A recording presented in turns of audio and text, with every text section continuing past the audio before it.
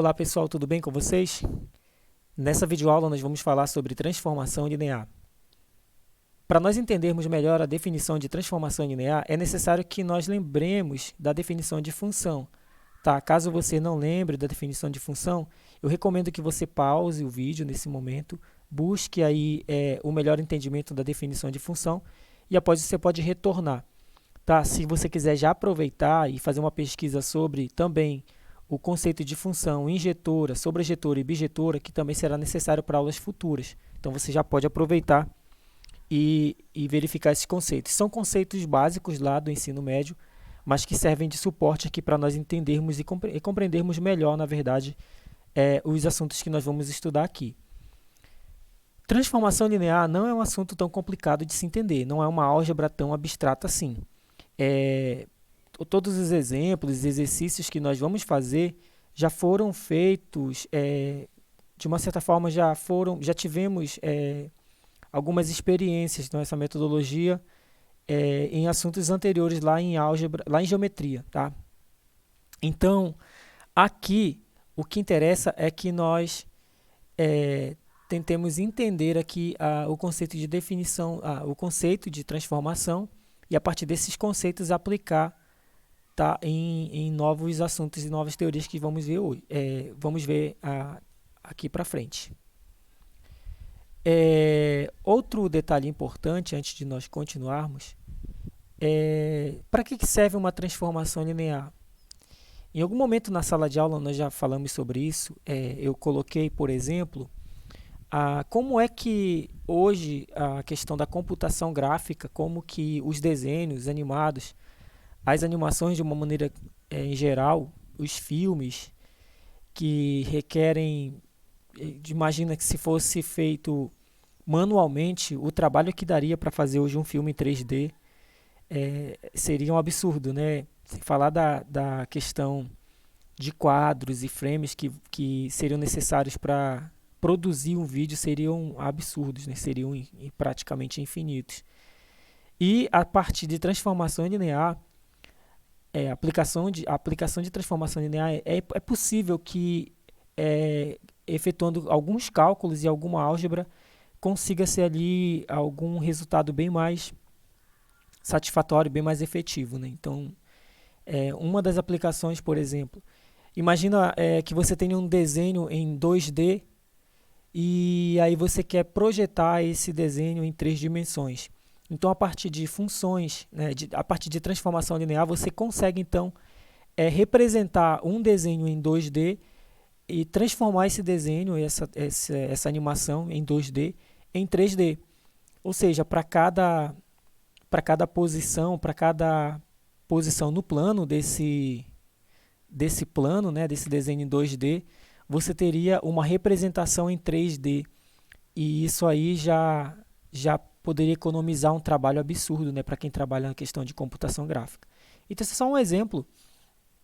Nós poderíamos aqui ver outras situações e eu trouxe aqui, por exemplo, algum software para a gente verificar essa transformação na prática também, o que significa. Tudo bem? Então, uma das aplicações, são infinitas as formas que a gente pode pensar em como aplicar uma transformação linear, certo? Então, mesmo com a nossa limitação visual, né, de 2 a 3D, 3 dimensões, né? O nosso campo visual ele é limitado a 3 dimensões, mas matematicamente isso pode prosseguir até n dimensões, né, com n tendendo a infinito. Então, nesse caso aqui, vamos direto para a definição. Sejam U e V dois espaços vetoriais, uma função t ou aplicação t é denominada de transformação linear de U em V se forem satisfeitas duas condições. A primeira delas é que essa transformação deve ser fechada para a soma, ou seja, a transformação de dois vetores de um espaço vetorial U tem que ser igual à soma das transformações em cada um desses vetores, tá? A segunda condição é que a transformação de um escalar multiplicado por um desses vetores do espaço vetorial U tem que ser igual ao escalar multiplicado pela transformação nesse vetor. Então, se eu consigo verificar que multiplicando um vetor por um escalar e aplicando essa transformação nesse resultado, eu tenho o mesmo resultado que se eu multiplicasse esse escalar pela transformação nesse vetor. Tá? Isso serve para todo alfa, ou seja, todo número real, tá? E para todo vetor U1 que pertence ao espaço vetorial 1. Outro detalhe que eu esqueci de falar no início também é a definição de espaços vetoriais, que nós também já vimos em sala de aula, tá bom? Então, quem não lembra do conceito de espaço vetorial é bom dar uma revisada, certo? E no caso aqui, alguém poderia perguntar, professor, mas aqui não apareceu o V. Observa que é o 1, o 2, né? Todo tempo ali se referindo ao espaço vetorial U. Na verdade, o vetor V está aí sim, tá? Por exemplo, lá na primeira condição, a transformação de U mais V no caso, como U1 e U2 são vetores de U, do espaço vetorial U, então a soma deles também seria. Então, eu tenho ali um vetor, a transformação em um vetor, e o resultado seria a soma de duas transformações, tá? Então, essa soma, esse resultado aí, T de U1 e T de U2, seria o vetor, tá? Ou a imagem, que é um elemento de V, tá? Do espaço vetorial V. Então, aqui nós temos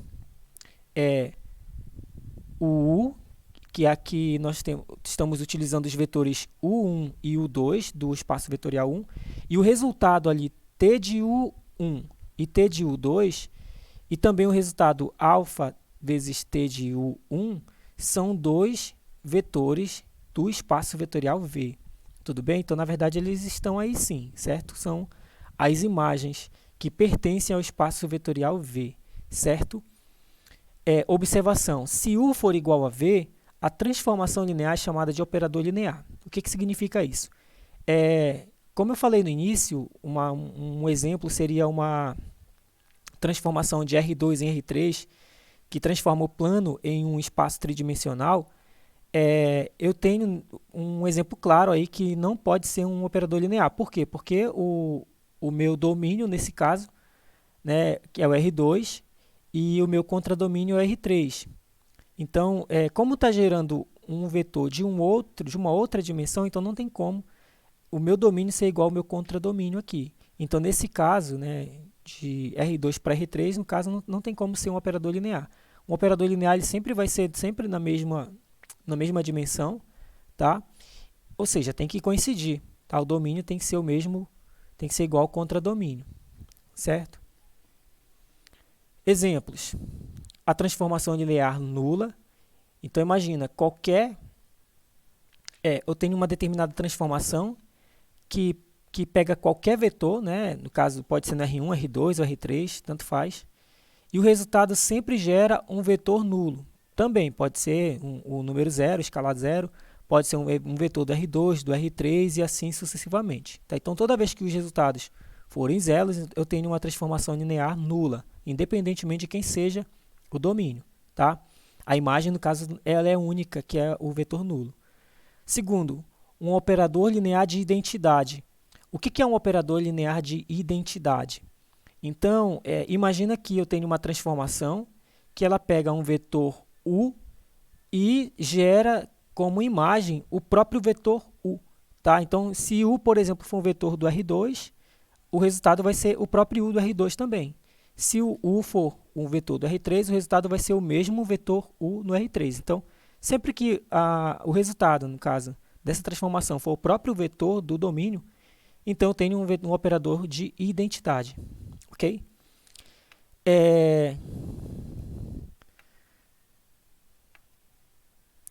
A transformação U em V, tal que a transformação de U é igual a B vezes U. Para qualquer beta, desculpa, é beta, né? Beta vezes U, para qualquer beta pertencente aos reais. Um beta fixo para todo U pertencente a U. Ou seja, se eu tenho uma determinada transformação e o resultado dessa transformação é um número real multiplicado por esse vetor, então eu tenho aqui um exemplo clássico de um operador, uma transformação linear. Tá? quarto exemplo aqui, uma transformação do R2 em R3, dada por... Aí observa o seguinte, quando eu substituo um vetor xy, que é do R2, eu vou ter como resultado aqui 2x, 0 e x mais y. Então, eu tenho aqui as coordenadas x e y, que seria o vetor do R2, tá, no domínio, e o resultado, que teria como imagem aqui 2x, que seria a primeira coordenada do R3, né? 0, que seria a segunda coordenada, e x mais y, que seria a terceira coordenada desse vetor. Então, eu tenho uma transformação do R2 em R3 aqui, um exemplo de transformação do R2 em R3, certo? Quinto exemplo, é uma transformação que pega qualquer polinômio, olha só, essa aqui, para a gente entender essa nomenclatura, P de n é um polinômio de grau n, tá, com coeficientes reais, que no caso também vai ter como contradomínio polinômios de grau n, também nos reais, com coeficientes reais, definidos da seguinte forma: quando eu aplico a transformação em um polinômio, no caso uma função f de x aqui, o resultado vai ser uma derivada dessa função em x. Ó, isso aqui é só um exemplo, tá? É só um exemplo. Não significa todo polinômio que eu substituir na transformação, o resultado vai ser a derivada. Não. Isso aqui é um exemplo específico, tá? É só um caso particular. Uma transformação. Essa transformação aqui, esse exemplo 5, essa transformação faz o quê? Ela pega qualquer polinômio e gera como resultado a derivada desse polinômio. Tudo bem? Então, é um exemplo de transformação linear também. Ok? Contra-exemplo. Olha só. Um contra-exemplo. É importante nós atentarmos para esse contra-exemplo aqui de um caso que não onde eu não tenho transformação linear, tudo bem? Nesse primeiro, eu vou voltar aqui nesse último exemplo para não confundir a gente, tá? Observe que aqui trata-se de polinômios de coeficientes reais. Então, geralmente, o que está associado aqui a esses polinômios, certo? São os coeficientes desses polinômios. Então, eu vou olhar aqui para esse coeficiente, tá? A operação está sendo dada aqui nos coeficientes, tá? Que é inclusive a propriedade lá de derivada para a função polinomial. Nesse contra-exemplo aqui é diferente. Eu tenho uma transformação que pega qualquer número x, tá? Qualquer número real, e tem como resultado x ao quadrado. Ou seja, se eu fosse olhar para isso como uma função, eu teria uma função quadrática aqui, né? Uma função de segundo grau. E se eu fosse falar de função, olhando só a função, eu não teria uma função linear. Eu teria uma função aqui do segundo grau, uma função quadrática. Então, todas as vezes, tá, que eu tenho uma transformação e nas coordenadas desses vetores, né, nas coordenadas da imagem aqui, for números que tenham expoente de grau maior ou igual a 2, então isso anula a possibilidade de ter ali uma transformação linear, certo? Um contra-exemplo é esse aqui. Eu tenho t de x igual a x ao quadrado. Observa o seguinte, que se eu fizer aplicar as condições para que nós tenhamos aqui uma transformação linear, a primeira condição tem que ser fechada para a soma. Então, se eu aplico t na soma de dois vetores u1 e u2, eu teria que ter igual a o resultado teria que ser igual a t de u1 e mais t de u2, não é? Mas olha o que acontece aqui. Nós sabemos que, observa que eu estou falando de vetores, mas aqui é R1, tá? Então, u1 e u2 não têm coordenadas, tá? São números reais. Então, u1 mais u2 ao quadrado é igual a 1 ao quadrado mais 2u1 vezes u2 mais u2 ao quadrado. Observa que para que nós tivéssemos aqui, né, uma transformação linear, teríamos que ter t de u1 mais t de u2 como resultado. Mas quem é t de u1 mais t de u2? É simplesmente u1 ao quadrado mais u2 ao quadrado, o que não aconteceu como resultado, né? O resultado da aplicação na soma dos de u1 e U2, nós tivemos como resultado U1 ao quadrado mais 2U2 mais U2 ao quadrado, que é diferente, né? São resultados completamente diferentes. Portanto, não satisfez a primeira condição. Então, não trata-se de uma transformação linear. Propriedades. Algumas propriedades, né, sejam dois espaços vetoriais reais em uma transformação linear entre eles. Então, eu tenho aqui que a transformação de zero é sempre igual a zero, tá? Então, todas as vezes que eu aplicar um vetor ou um escalar independentemente da transformação linear, se ela é uma transformação linear, o resultado dessa transformação linear sempre vai ser igual a zero ou um vetor nulo de Rn. Segunda propriedade, quando eu aplico a transformação em um vetor, né, no simétrico de U, eu tenho nesse caso que o resultado vai ser o simétrico da transformação em U. Tá? Então, T de menos U é igual a menos T de U, certo? Isso também é uma propriedade válida. Terceira propriedade, se a propriedade, na casa, essa terceira propriedade ela é direta, é uma conclusão direta lá da definição, não é isso? A definição diz que a transformação da soma é igual à soma das transformações. Isso é válido também para a diferença, tá? A transformação da diferença de dois vetores é igual à diferença das transformações nesses vetores. Quarta propriedade, se W é um subespaço de U, então a imagem de W pela transformação linear é um subespaço de U. Isto é, T de W é subespaço vetorial real, tá? Então, o que significa isso aqui? Ele está dizendo que W é um subespaço de U. Então, a imagem de W, ou seja, quando eu aplicar essa transformação nesse W, o resultado vai ser um subespaço, também vai ser um subespaço vetorial real, tá? Então, é um espaço vetorial de U, certo? Quinta propriedade, a transformação do somatório de escalares multiplicados por vetores é igual ao somatório desses escalares multiplicados pelas transformações nos respectivos vetores, tá? Então, eu creio que dá para a gente enxergar a diferença aí nesses dois membros, tá?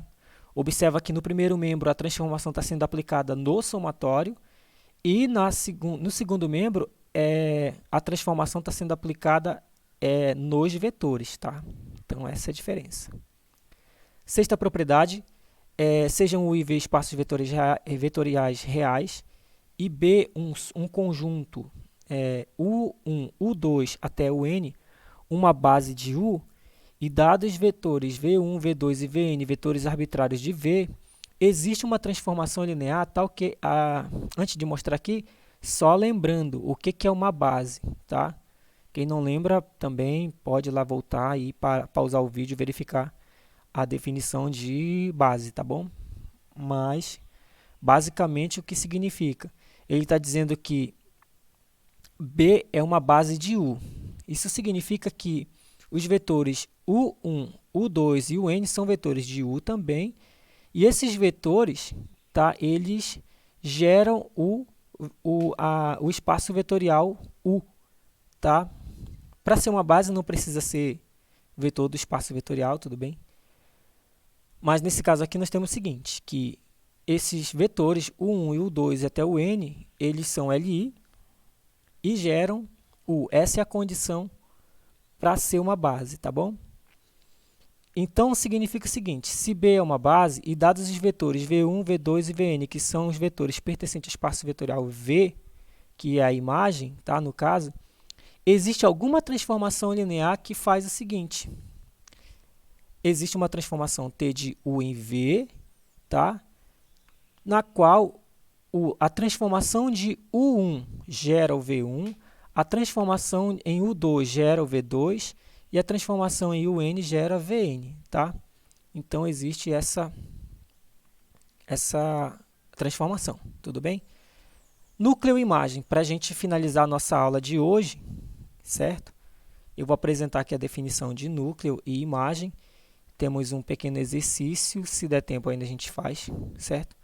Então, o que é o núcleo imagem? Definição: dados dois espaços vetoriais reais e uma transformação linear entre eles, denomina-se núcleo da transformação o subconjunto do domínio da função dado por.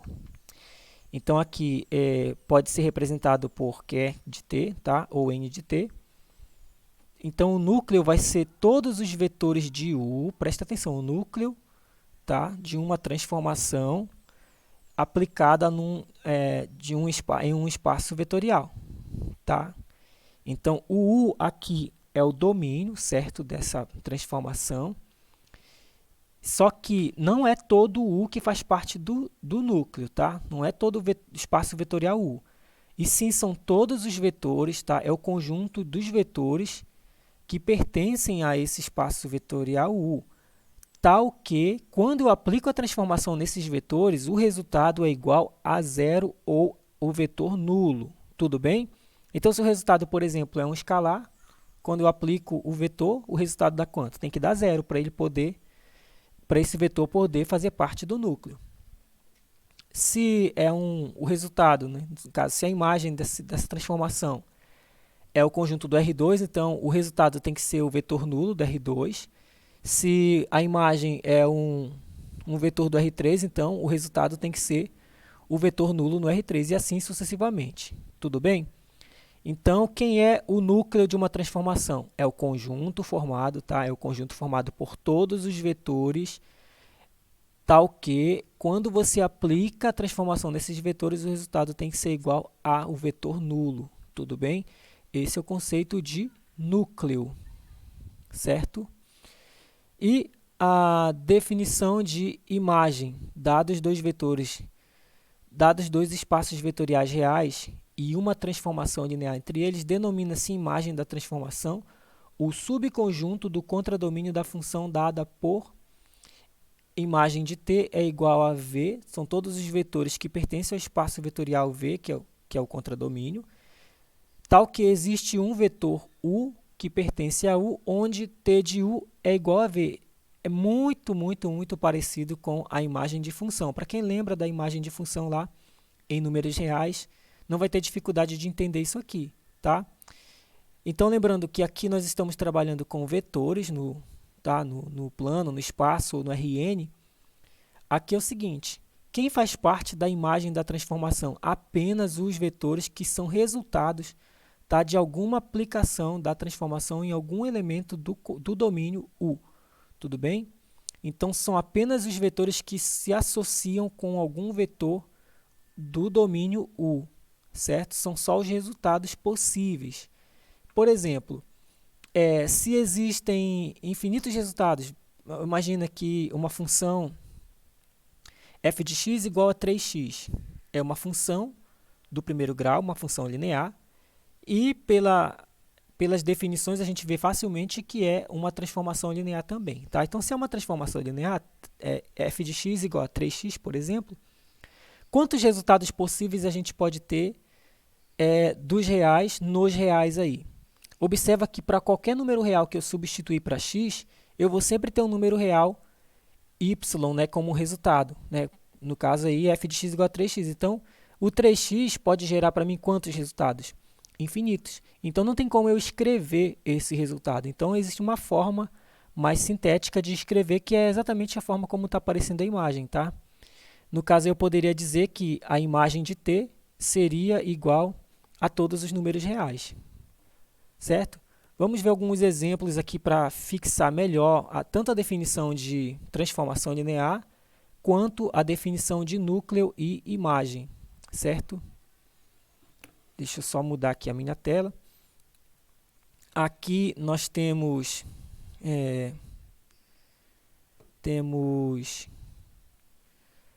verificar se as funções abaixo são transformações lineares e determinar seus núcleos e imagens. Tudo bem? Então, nosso objetivo aqui é verificar se as funções abaixo são transformações lineares. E também vamos ter que determinar os núcleos e imagens. Nesse exemplo, nesse exercício eu vou fazer a letra A, tá bom?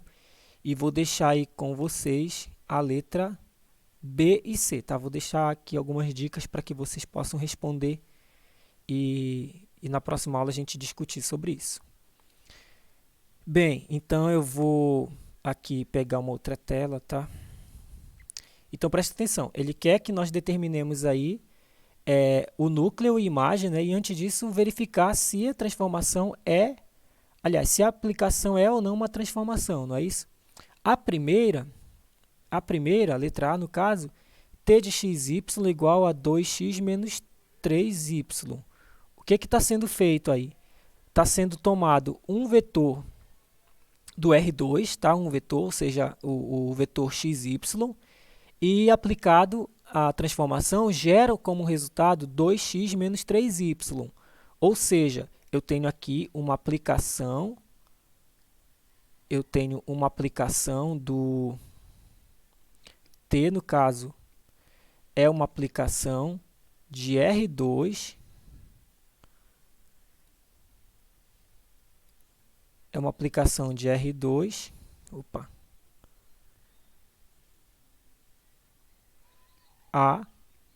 aos reais, tá?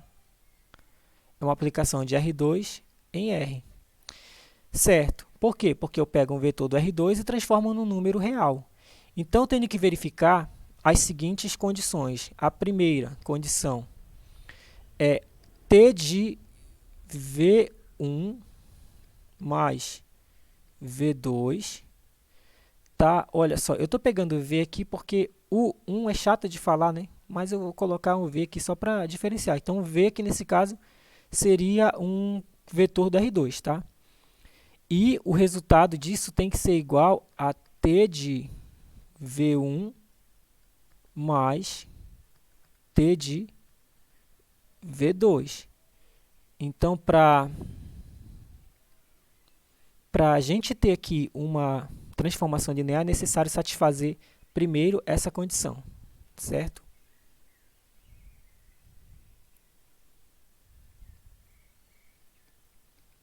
Vamos lá.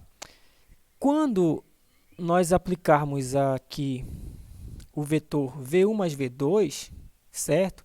Eu vou ter que aplicar as coordenadas desse resultado. Então, teoricamente, eu posso já substituir o resultado das coordenadas de V1 mais V2. E quem são as coordenadas de V1 mais V2? Tá? Então, imagina que V1, o meu vetor V1, tem as coordenadas A1 e B1. E V2 tem as coordenadas A2 e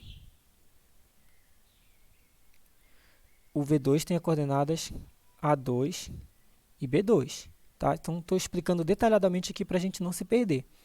Tá? Então, o vetor V1 é o vetor do R2, o V2 é o vetor do R2 também, tá? Que é o nosso domínio. Então, eu vou aplicar a soma vetorial. Quem vai ser V1 mais V2?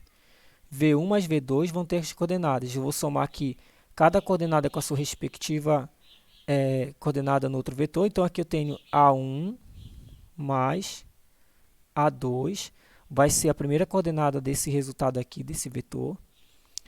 E a segunda coordenada vai ser quem? B1 mais B2. Tudo bem? Então, eu tenho que aplicar a transformação t nesse vetor, ou seja, eu tenho que descobrir quem é t de A1 mais A2, B1 mais B2. Tudo bem? Olha só, esse passo bem aqui é só para a gente entender melhor. Eu já fiz, alguém poderia fazer direto, B1 mais A1 mais A2, B1 mais B2, sem problema nenhum. Agora, o que é interessante nós já sabermos aqui, o que nós temos que ter, né, como resultado. Olha, se você quer facilitar mais a sua vida, você já pode escrever o seguinte, bem aqui, deixa eu ver se dá para fazer aqui. Ó. Quem é t de V1? Eu vou fazer aqui do lado. Olha só, t de V1 é quem? É 2x menos 3y. Aí, quem é o x do V1? É o A1, o y do V1 é o B1. Então, aplicando aqui, nessa transformação, eu teria 2 vezes A1 menos 3B1, certo? Aqui seria a transformação em V1. E quem é T de V2? T de V2 é 2A2 menos 3B2. No caso, as coordenadas x e y de V2 é A2 e B2, tudo bem? Então, bem aqui, olha só, eu tenho que ter como resultado, nessa soma bem aqui, eu tenho que prever, eu tenho que encontrar uma forma de encontrar, é muito bom. Eu tenho que encontrar uma forma de ver aqui esse resultado. 2A1 menos 3B1 mais 2A2 menos 3B2. 2A2 menos 3B2. Tudo bem? Então, quando eu aplicar, olha só, quando eu aplicar a transformação em V1 mais V2, que é esse vetor aqui que a gente obteve como soma, o resultado disso aqui, tá? O resultado dessa transformação deve ser quem? Deve ser isso aqui, ó, tá? Eu tenho que dar um jeito de descobrir isso aqui. Mas vamos lá, como é que a gente faz isso? Ó, aplicando simplesmente álgebra simples, né? Olha só. Vamos lá. A diferença é que agora o x é tudo isso aqui. Quem é o x? O x é A1 mais A2 e o y é B1 mais B2. Então, é só aplicar. Como é que vai ficar? Vai ficar 2A1 mais A2 menos 3 vezes B1 mais B2. Tudo bem? Então, eu teria esse resultado. Agora, é só efetuar a conta, né? Eu vou distribuir aqui 2 vezes A1, vai ficar 2A1, 2 vezes A2, que mais 2A2. E a outra aqui, opa. Continuando a continha, menos não, aqui eu tenho menos 3 vezes B1 vai dar menos 3B1, né? E menos 3 vezes B2 vai ficar menos 3B2, tudo bem? Observa que ainda não é o que nós queríamos onde nós queríamos chegar, né? Mas agora é o passo só, né? Quem é isso aqui? Eu posso, como tudo isso aqui é um número real, tá? Isso aqui é B1, não é vírgula. Ó, tudo isso aqui é um número, tá? Não tem vírgula. O resultado disso é um número real. Então, como isso aqui é um número real, eu posso alterar a ordem dessa soma, tá? Que não, na ordem dos termos não vai alterar a soma. Então, eu posso simplesmente reordenar isso aqui. Eu coloco 2A1, trago menos 3B1 para cá. Menos 3B1. Aqui mais 2A2 menos 3B2. Aí eu pergunto para você, quem é esse carinha aqui? 2A1 menos 3B1. É quem? É o T de V1, tá? Então, isso aqui é T de V1 mais... E quem é esse carinha aqui? Esse carinha aí é o T de V2, tá? Tá aqui. Então, eu tenho T de V2. Conclusão, olha, nós saímos daqui, né, de T de V1 mais V2 é igual a quem? T de V1 mais T de V2, certo? Então, está satisfeita a primeira condição da transformação linear, tudo bem? Agora, a gente vai verificar a segunda condição dessa transformação linear. E qual é a segunda condição? A segunda condição é a seguinte: T de alfa V1 tem que ser igual a alfa T de V1, tá? Então, mais uma vez, eu vou pegar aqui um vetor V1 qualquer, com alfa sendo um número real, tá? Alfa pertencente aos reais. Então, aqui, vou pegar aqui o V como sendo um vetor que tem coordenadas A e B mesmo, só AB, AB número real, tá? Então, aplicando a transformação, eu teria que, antes, quem é o vetor alfa vezes V1? Só para facilitar nossa vida aqui, nosso entendimento. Vai ser alfa vezes AB, não é isso? Que vai ser quem? Vai ser alfa A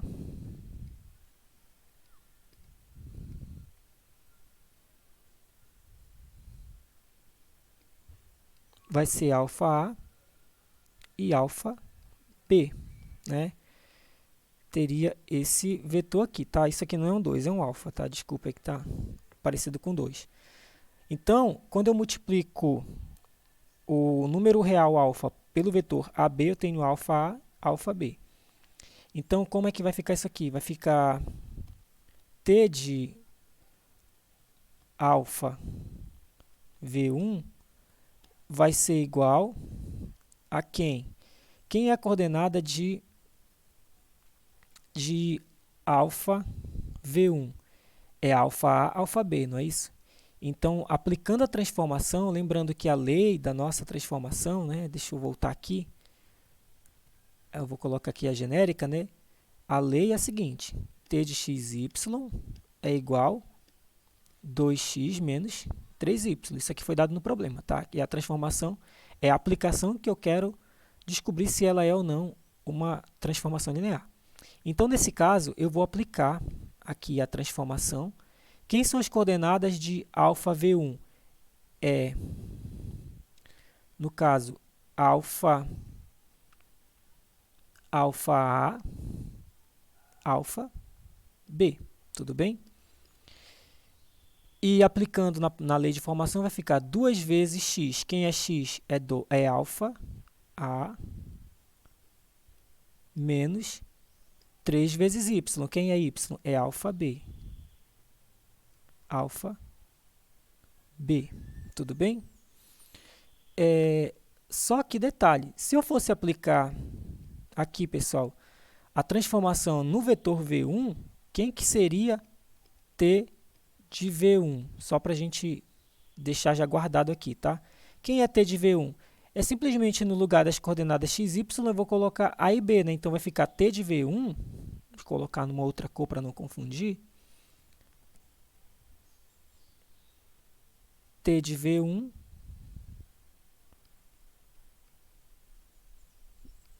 vai ser 2 vezes o x do V1, que é o A, então vai ser 2 vezes A, menos 3 vezes o y do V1, que é o B.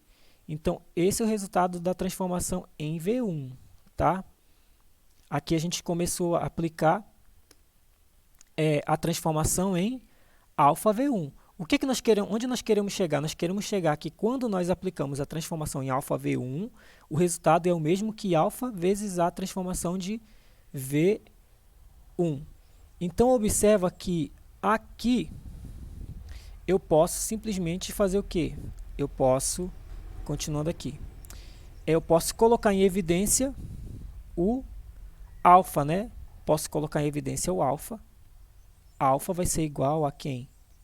Abre o parênteses, estou colocando em evidência o alfa. Bem que faltou um B, né? Alfa B. Sobrou aqui 2A menos. Aqui eu colocando em evidência o alfa, sobra 3B, certo? Agora, detalhe, pessoal. Quem é 2A menos 3B? 2A menos 3B é justamente a transformação em V1. Ou seja, é T de V1. Conclusão. Isso aqui, lembrando que isso aqui é o T de alfa V1, né? Que a gente fez logo a transformação aqui. Então, T de alfa V1 é isso aqui, que deu quem? Que deu alfa TV1, né? Conclusão, a transformação de alfa V1 é igual a transformação, alfa vezes a transformação de V1, certo? T de V1. Então, T de alfa V1 é igual a alfa T V1. Então, pronto, chegamos à conclusão que a transformação, né, T dada na letra A é uma transformação linear. Tá? Essa função aqui de R2 em R, dada por 2x menos 3, é uma transformação linear. Beleza, pessoal, não dá para a gente ver hoje, eu vou parar por aqui, porque senão vai ficar muito longo. Eu vou deixar então para as próximas aulas a gente falar sobre núcleo e imagem das transformações lineares, ok? Fique com Deus, bons estudos e qualquer coisa podem me procurar em outro momento. Um abraço.